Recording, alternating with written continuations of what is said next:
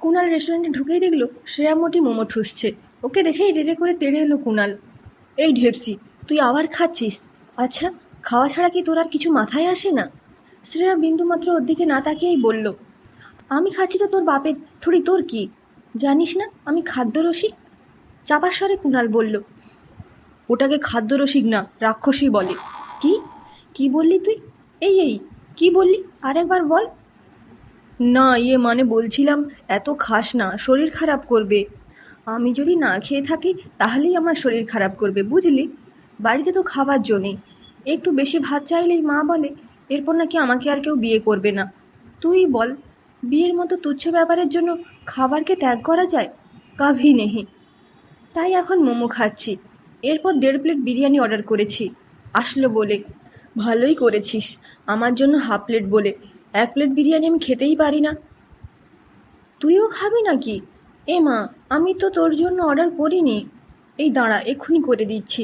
Excuse me waiter. মানে 1.5 plate biryani তুই একা খাবি? ধুর, আমি তো 2 প্লেটও খেতে পারি। মোমোটা খেলাম বলে হাফ প্লেট কম বললাম। আর ওয়েট, তুই যেন কি বলছিলি? 1 প্লেট বিরিয়ানি খেতে পারিস না? ছ্যা, মান সম্মান আর কিছুই রইল না আমার। আমার বয়ফ্রেন্ড হয়ে তুই খেতে পারিস না, এই কথাটা বলতে পারলি? কী আর করব, আমার পোড়া কপাল। যখন প্রেম করেছিলাম তখন ছিলিস আলিয়া ভাট, আর এখন হয়েছিস ফারিদা জালাল। পুরনো প্রেম, তাই ছাড়তেও পারি না। কি এত বড় কথা বললি তুই? মানে আমি ফারিদা জালাল? তাহলে তুই কি? তুই হলি কাঞ্চন মল্লিক। পুরনো প্রেম বলে ছাড়তে পারছিস না, তাই তো? ওকে, আমি তোকে মুক্তি দিচ্ছি, ব্রেকআপ। কথাটা বলেই শ্রেয়া রেস্টুরেন্ট থেকে হনহনিয়ে বেরিয়ে গেল। কুণাল বুঝে গেছে হাওয়া গরম আছে, সেও পেছন পেছন দৌড়াতে লাগলো। এই ঢেপসি, না আমার আলিয়া ভাট। শুনে যা, বলছি বিরিয়ানি না খেয়েই চলে যাচ্ছিস? রেস্টুরেন্টে লস হয়ে যাবে যে। কি কি বলতে চাস তুই? আমি একটুখানি না খাওয়াতে এত বড় রেস্টুরেন্টের লস হয়ে যাবে? মানে আমি পুরো রেস্টুরেন্টের খাবার একাই খাই, তাই তো? কি বললাম আর কি বুঝলি? আরে শোন, রাগ করিস না, চল তোকে নিজামসের রোল খাওয়াবো। রোলের কথা শুনে শ্রেয়ার পেটে একটু একটু খিদে এসেছিল, কিন্তু আজ ওর আত্মসম্মানে চাপ লেগেছে, তাই নিজেকে সামলে নিয়ে বলল, নো নেভার, তোর সাথে আমি কিছু খাবো না। তোর সাথে সরু লিকলিকে শাকচুন্নির বিয়ে হবে, আমি অভিশাপ দিলাম। শ্রেয়া বাস ধরে বেরিয়ে গেল। কুণাল মাথা চুলকে ওখানে দাঁড়িয়ে থাকলো। বাড়ি ফিরে শ্রেয়া ফ্রিজ থেকে টপাটপ কয়টা রসগোল্লা মুখে পুরে মাথা ঠান্ডা করার চেষ্টা করলো। ওদিকে মা সমানে চেঁচিয়ে যাচ্ছে ষাঁড়ের মতো, ওরে হতচ্ছাড়ি মেয়ে, ওগুলো খাস না। ওগুলো আজ তোকে বিকেলে যে ছেলের বাড়ির লোক দেখতে আসবে তাদের জন্য রাখা ছিল। শ্রেয়ার মুখে তখন 3টে রসগোল্লা ঢোকানো। ওই অবস্থায় রেগে গিয়ে বলার চেষ্টা করলো, আমাকে বলনি কেন আগে? কী সব বলছিস? মিষ্টিগুলো গিলে স্পষ্ট করে বল। মিষ্টিগুলো কোনো রকমে অর্ধেক চিবিয়ে গিলে নিয়ে শ্রেয়া বলল, আগে বলনি কেন? কাল তো বললাম বিকেলে, তুই তো তখন কানে হেডফোন লাগিয়ে রসমালাই গিলছিলিস। ছি মা, গিলছিলি কি কথা বলো, স্বাদ অনুভব করছিলাম। তুলতুলে ছানায় মোড়া রসমালাই, দুধে নিমজ্জিত তুলোর বলের মতো। আহা, আমি যেন কি বলছিলাম, হ্যাঁ, আমি কতবার বলেছি যে আমি এখন বিয়ে করব না। আমার এখন কত কিছু খাওয়া বাকি। বিয়ের পর যদি বর খেতে না দেয়? শুধু খাওয়া খাওয়া। এই মেয়েকে নিয়ে যে কি করি আমি। দেখতে দেখতে 75 কেজি ওজন হয়ে গেছে। এরপর তোর কি আর বিয়ে দিতে পারবো? ধুর মা, বিয়ে করে কি হবে? খাওয়াই জীবন। ভালো ভালো খাও আর জীবনটা কাটাও। হ্যাঁ হতভাগী, সেই তো বলবি। বাপের ঘাড়ের উপর বসে সারা জীবন খাবি আর বাড়িতে বসে থাকবি। মা, তুমি এরকম কথা বলতে পারলে আমাকে? বেশ, আমি চলে যাব তোমাদের সবার থেকে, অনেক অনেক দূরে। কেউ খুঁজেই পাবে না আমাকে, তখন বুঝবে। দূরে যাবে, যখন পেটে খিদের টান আসবে অমনি সুরসুর করে বাড়িতে ফিরে আসবি। ওইসব ভয় আমাকে দেখাস না। যা যা, দূর হয়ে যা চোখের সামনে থেকে। বিকেলবেলা ছেলের বাড়ির লোকের সামনে একটু ভদ্র হয়ে থাকিস, তাহলেই অনেক কৃতজ্ঞ থাকবো। শ্রেয়ার চোখে তখন জল এসে গিয়েছে। যারা খেতে ভালোবাসে তাদের মনটা খুব নরম হয়। শ্রেয়াও তার ব্যতিক্রম নয়। মায়ের শাসন তো সে সইতে পারল না। নিজের ঘরে গিয়ে বালিশে মুখ গুজে ফুপিয়ে ফুপিয়ে কাঁদল কিছুক্ষণ। তারপর চোখ বন্ধ করে ভাবল, এই জগতে তার আপনজন বলতে সত্যিই কেউ নেই। তার বাবা মা, এমনকি কুণালও ওর ওপর বিরক্ত। তাহলে ওর এইভাবে নির্লজ্জ হয়ে সবার সামনে পড়ে থাকার কোনো মানেই হয় না। শ্রেয়া ঠিক করলো যে সে আজ সত্যি সত্যি অনেক দূরে কোথাও চলে যাবে, তাহলেই হয়তো সবাই ভালো থাকবে। রাগের মাথায় শুধু ফোন আর পার্স নিয়ে বাড়ি থেকে বেরিয়ে গেল শ্রেয়া। ওর মা তখন রান্নাঘরে ব্যস্ত ছিল। রাস্তায় নেমেই ওর ফার্স্ট মনে হলো ও যাবে কোথায়। কোনো বন্ধুবান্ধবের বাড়ি গেলে তো মা বাবা খুঁজে নেবে ওকে। আর কুণালের সাথেও ব্রেকআপ করেছে, তাই ওর কাছেও যাওয়া যাবে না। কুণালের কথা মনে পড়তে আবার চোখে জল এলো শ্রেয়ার।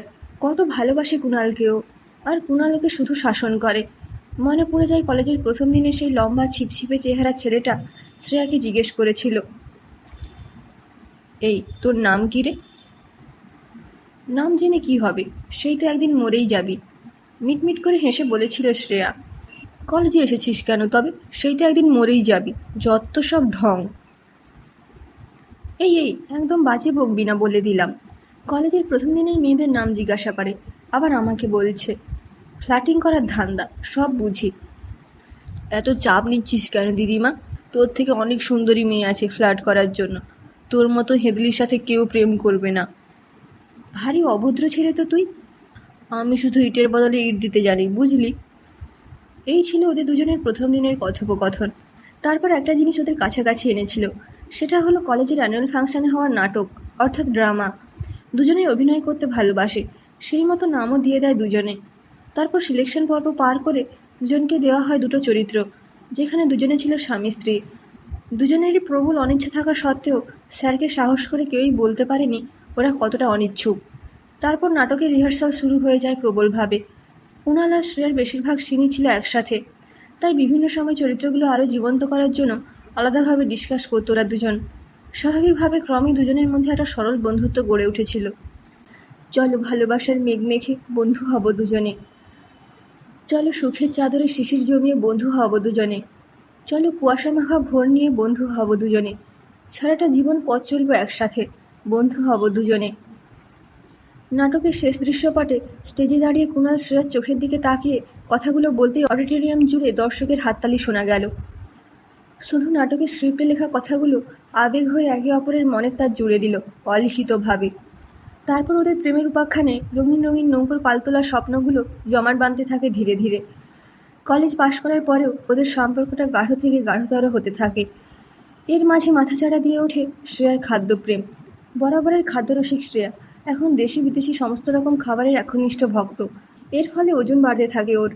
এ নিয়ে কুণালও বেশ চিন্তিত হয়ে পড়ে শ্রেয়াকে নিয়ে।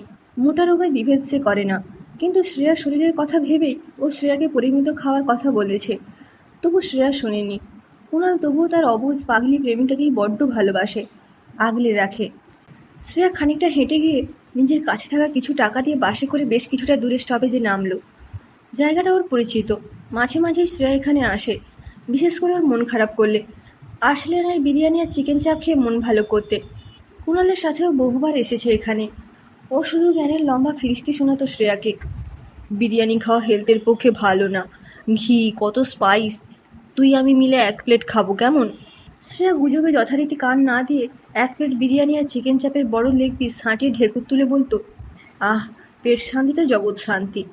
কুণালের নিজের দেওয়া জ্ঞানগুলো যেসব ভস্যে ঘি ঢালার মতো হয়েছে সেটা বুঝতে পেরে নিজেকেই নিজে খিস্তাতো। ওদিকে বাড়ি থেকে অনেকবার ফোন এসেছে, একবারের জন্যও ধরেনি শ্রেয়া।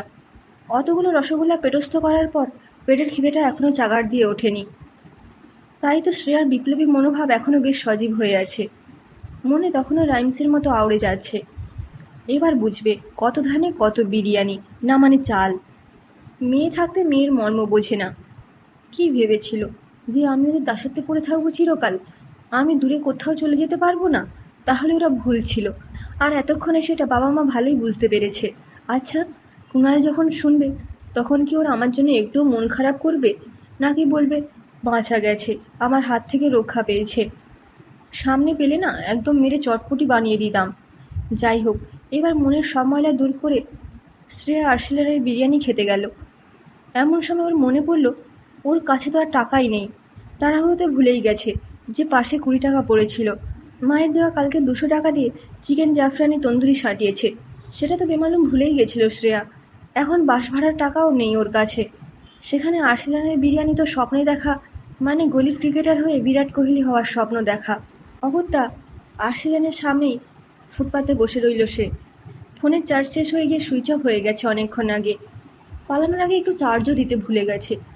আসলে প্রথমবার পালাচ্ছিল তো, তাই ছক কষতে পারেনি ঠিকঠাক।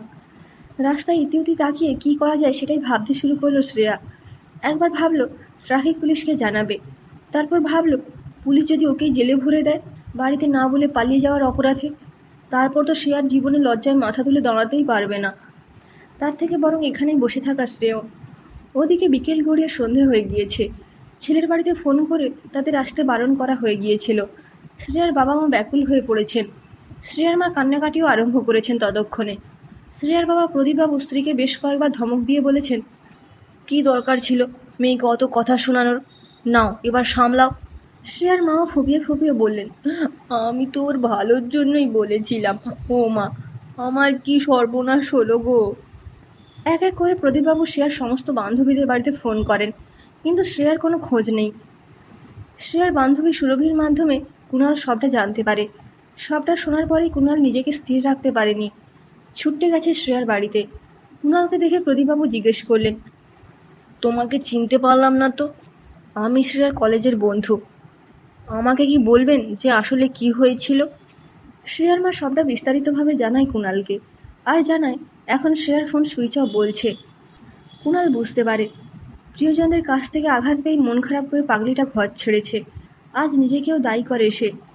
ওর কথাতেও বেচারি কতটা আঘাত পেয়েছিল, তার ওপর আবার মায়ের বকুনি।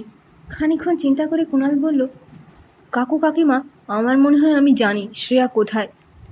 তুমি জানো ও কোথায়? আসলে কলেজে পড়তেও ওর মন খারাপ হলে আমরা বন্ধুরা মিলে আর্সেলান যেতাম ওর মন ভালো করার জন্য।